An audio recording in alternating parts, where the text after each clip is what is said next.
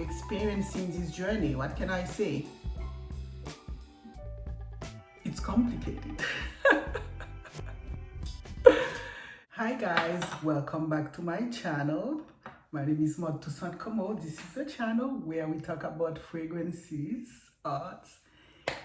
I am ready to give you a number of reviews for the next couple of videos because I've noticed you sort of like one fragrance deep reviews. So today, without any further ado, I want to review the latest by PENHALIGONS, Legacy of PETRA. So for those of you who've been following me, I've been going shopping for the holiday season, and I had in my list a number of new releases, fragrances like Legacy of PETRA and other ones that I will be doing reviews. So I've been really interested in the PENHALIGONS line, this particular line that has to do with the house, the PENHALIGONS house effort as trying to take us on a voyage to cities. So this line, we have Cairo, PENHALIGONS Cairo, and we have Halfeti, and we have Constantinople, and then we have now Petra. So I have the two Cairo and Halfeti. These are vastly popular fragrances, and I have reviewed for the Cairo. Obviously, Cairo is the capital of Egypt, and all the amazing beauty that we know of Cairo. And so the Cairo fragrance is centered around the damask cinnarose, and it opens with a saffron. It is a amber wood fragrance that has the saffron spice, the patchouli, and then the beautiful rose. Convey a beautiful sun rising in Cairo. And then Halfeti again take us. So Halfeti is a town in Turkey, and so the Halfeti fragrance by PENHALIGONS is using the rose, which is so dark. It's not really a black rose, but it almost to the naked eyes appear black, and it is said that it is only found in the town of Halfeti. So now come Petra. Right there. So I can show you some images for us to take on that journey to Petra, which is a historic archaeological site in the southwest desert of Jordan. So Petra is known for those tombs and those temples that are carved directly into those white, pink, red sandstone cliffs. Petra is known as the seventh wonder of the world. It's a quite impressive place. And PENHALIGONS took on a quite impressive task to try to create a sensation, a feeling of being in Petra. So what do? I purchased Petra obviously because of the history and because I really liked Cairo and Halfeti. And how do they render this city? It's known as a rose city, but there is no rose at all in this fragrance. So they're doing something else. So Petra, obviously, in very ancient time, was one of those places that had trading in spices, things like myrrh, etc. So this fragrance is going to be an ode to myrrh, to some of those spices that were traded in the city in ancient time, in ancient history. So it opens with bergamot, and we know bergamot is a citrus that's more complex than a basic lemon, or lime. It's actually known as the prince of citrus. And the bergamot, it's similar to lime, but it has some form of floral undertone, herbal undertone, and resinous undertone. So that's the bergamot. And then we get the fennel seed, which is essentially like a anise and licorice. And then we get the green tea. Bear with me, guys, because I think it's going to be very important for us to understand what this fragrance is trying to do. It's trying to bring history. It's not trying to be a personal thing that we want to feel sexy or we want to feel this. It's trying to convey history. So if we look at the images from the brand,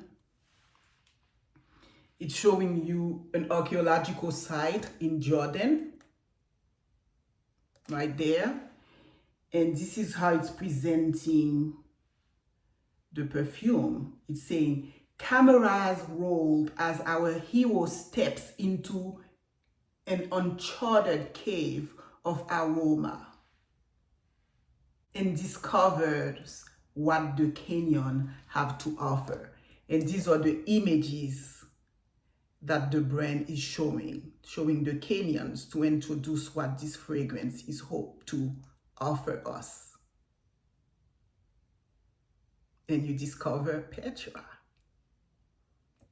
I think Indiana Jones movies were filmed there, and they were in search of treasures there. Fragrance is conveying entering into a cave, entering into an archaeological site in the desert.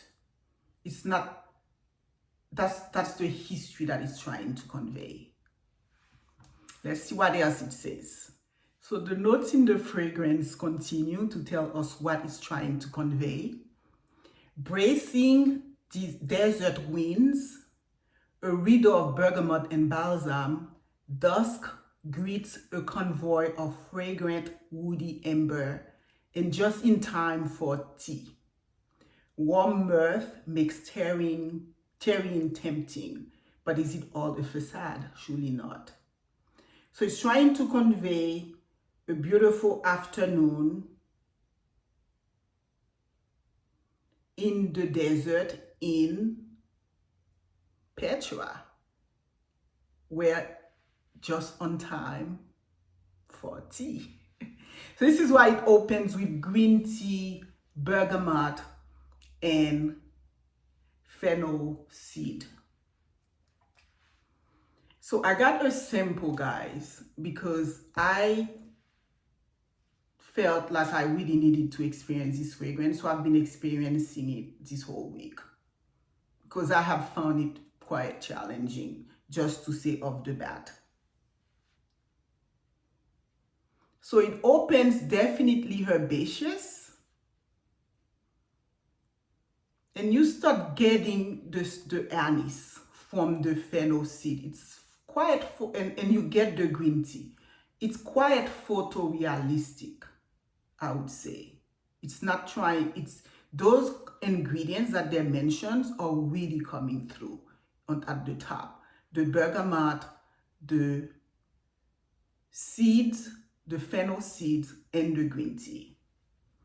Now the middle, that's where they introduce the myrrh, and the fragrance is supposed to center around myrrh, which was one of the men trading spice in Petra in ancient time.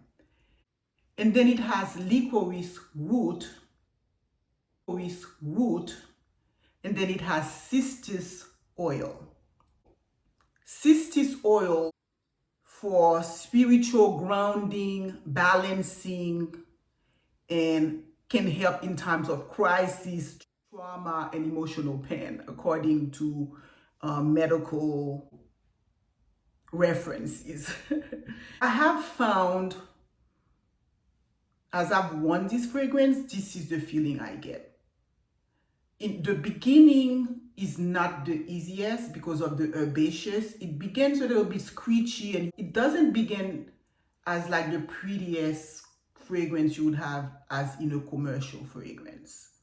So if you were a bit more advanced in fragrances, you may appreciate that, but I don't think that it's really designed to just wow you in the beginning with the green tea and the fennel seed and the bergamot. And although the bergamot is a very aromatic citrus, I think the fennel seeds take on is so pungent as a spice that it really take on the show in the beginning of this fragrance. And then the second stage, which is the myrrh, licorice root, and then the cistus oil. I think that's also that you can even use that cistus oil. They use it as a expectorant, to clear up the throat. So it has a bit of a minty quality to it. It has a bit medicinal quality to it and calming quality to it. So as I experience this fragrance, I'm really getting those things. They don't mention that at all in the Penhaligon side. They're introducing it mostly as being a perfume that's around the myrrh. And myrrh is essentially a resin that you get from the sap of a tree, and then it becomes those pellets that's very fragrant, and it's incensey, and it's great. They use it a lot to make a fragrance feel incensey, oriental, and so forth. But this is not a very incensey fragrance. I've found Halfeti is very incensey. I have not found this fragrance, at least in the weather that I'm wearing it now, which is not very heavy winter, but it's not hot also. What I'm getting is really the licorice. It's not mentioned at all here in sort of the nice thing that they're saying about this fragrance, like bracing desert winds, time for tea, warm mirth, makes you, makes it a tarrying, tempting, and all that. So they're really pulling out the myrrh. And I think the myrrh is making things interesting. But to me, what I'm really getting is the licorice wood. Licorice wood is just a very strong, pungent smell. And it's really picking on from the fennel seed, which already tend to have a little bit of licorice smell to it, to now introducing the licorice wood. That fragrance, throughout the wear of it, I am essentially getting a lot of licorice. Now, what are some of the fragrances that have licorice? I think even Pink Sugar has licorice, and a lot of Lolita Lempinka have licorice in them. But we also have things like La Petite Robe Noire Perfecto by Guerlain has licorice in it. And then we have Opium, Yves Saint Laurent Opium, that has licorice in it, but it begins with coffee and it's a commercial fragrance. It's sweet, it's vanilla. Here, the licorice is being treated on a whole new level. It's being treated with myrrh, it's being treated with cistus oil, it's being treated with bergamot and green tea. So, and it's a big bet I feel they take, because I cannot say that this is the greatest, sexiest sensation that I've gotten, that I get from this fragrance in its wear, if that's something we are used to when we think about Oriental fragrances. We think opulence, we think all this, but they tell you that this is meant to convey more like a cave in the desert in Petra. It's very beautiful. You have those amazing sun. you know, of all colors, and especially when the sun hit them, it's just like magical. They're trying to convey something magical. They're trying to convey history. They're trying to convey something more complex than just the good old rose fragrance. And they're doing it with the myrrh, which I'm sure is making things very complex, very mysterious, and putting it on a high quality level, and the licorice. But on a practical sense, if you're not thinking all this history, you're just thinking, oh, okay, what do I do with the fragrance on me? You're going to have a lot of licorice somehow coming through. And it's either whether you choose you like this or not. So the base is, again, they bring the myrrh, but they bring the myrrh resinoid. The base, I have to say, guys, at some point this fragrance just break abruptly and you're like, oh my God, this is nice. I'm recognizing the regular Penhaligon that I'm used to. That's very soft and comfy and a little bit easier going in terms of softness and creaminess. It comes in the base, so you have the myrrh resinoid, and then you have something called Belambre, and I'll explain that. Belambre, it's actually Belambre. Belambre is patented by Givaudan, and it's a school of perfumery that's very well known in France. They've created all type of scent, and based on my research, the scent tend to be something like sweet, a little bit musky, like a strawberry tart-like sweet, but not very sweet. So clearly it's a patented formula that we cannot tell exactly specifically what it is, but it's going to convey a little bit of muskiness. It's going to convey a little bit of sweetness that's not too sweet, that's a little bit tart. So that's Belambre. Then we have a vanilla accord.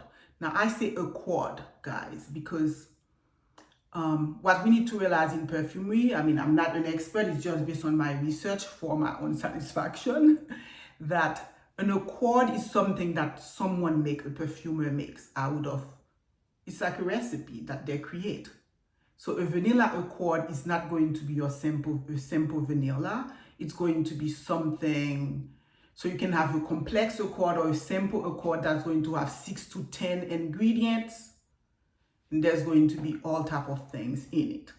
So I have to say that clearly the perfumers have extreme skill, and the base with the Belambre and the vanilla accord and the myrrh resinoid is quite nice. It's quite nice. And then there is still residues of the licorice. So the licorice really is going to accompany you faintly in the beginning to the fennel seeds, which is almost a cousin of it in terms of scent, and then it takes center stage with myrrh still bringing a complexity to it, but you can clearly, it's a complex,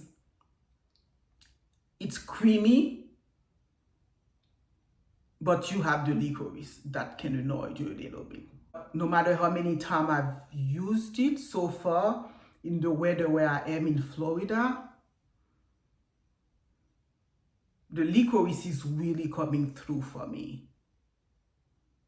So I would have to try it in the dead of winter where I'm going next week to really experience the fragrance. So I'm still holding on to opening it, but I'm showing you images of what the bottle looks like before I make a decision. So I think that's my review of Penhaligon PETRA. This is taking us in a desert caravan journey with the sand dust and the mystery of the cave in Petra. And they're rendering that with the myrrh, they're rendering that with tea, they're rendering that with bergamot, they're rendering that with a lot of licorice. It's a journey that you're going to either take or through perfumery, or not take to perfumery. But it's very complex. It's very complex. It's very well blended. It's very well made. But I feel somewhat contemplative when I wear it. But right now, I'm not the most blown away in terms of feeling that this is a sexy fragrance, this is a luxurious type of fragrance. But it seems like this is not what they're trying to convey. They're trying to bring something different. They're trying to bring something challenging for some with the fennel seeds and the licorice root. And they're mixing that with the myrrh. I don't see that many fragrances with that. And then they're bringing their secret ingredient with the bélambre and the vanilla accord. And it's all together blended into an interesting, different fragrance. Fresh, it remains fresh and it remains mysterious. I think it's just like Petra. It just comes and goes. You're experiencing this journey. What can I say? It's complicated. So I hope that my review helps you understand this quiet, adventurous journey into Petra in Jordan, southwestern desert. Until next time, guys. Bye.